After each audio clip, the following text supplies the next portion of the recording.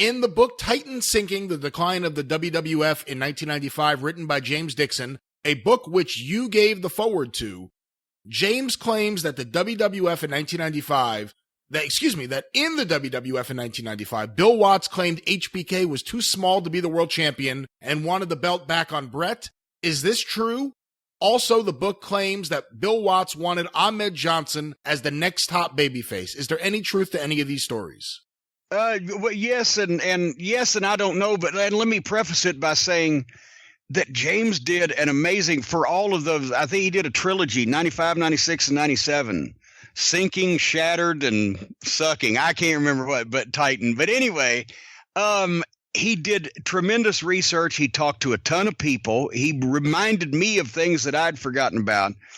And so, obviously, even though I did the forward, I wasn't in on all of his research. I know that Watts wanted Ahmed Johnson to be a top guy because, well, for one thing, look at him.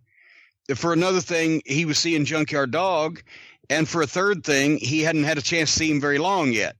So all of those things played a part. So, yeah, when you first looked at Ahmed Johnson, you would think, yes, here's my superstar black babyface of the 90s or the 2000s or whatever, until you saw him work especially for a while, because I mean, JYD wasn't Jack Briscoe either in the ring, but he had personality and he looked that way and he had charisma, and Ahmed had a lot of that. Just his attitude wasn't as good as Dog's, his promo wasn't as good as Dog's, and Dog didn't hurt a lot of people. Anyway, as far as Michaels, I don't know whether it was too small. I know Watts thought Bret should be the champion, but I mean, pick a reason. Maybe because Michaels is too small. He knew he was a phenomenal worker and he booked Ricky Morton. Maybe it's because Michaels' attitude was too small, or maybe because Michaels' level of commitment was too small, or maybe he just thought Michaels was a fucking flake. All of those things could very well have been true.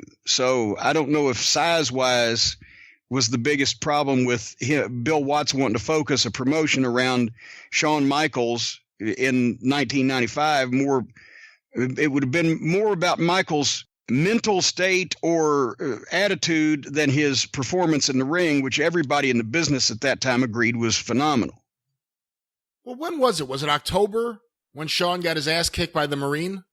I think it was. Yeah, because somebody asked a question lately about the angle of when he came back to TV and worked with Owen and did the deal where he passed out. And that was like December-ish. So somewhere around there. So I can understand why Watts may see Shawn Michaels be like, I don't want this guy carrying my belt. Gets beat up in a fight, one-on-one.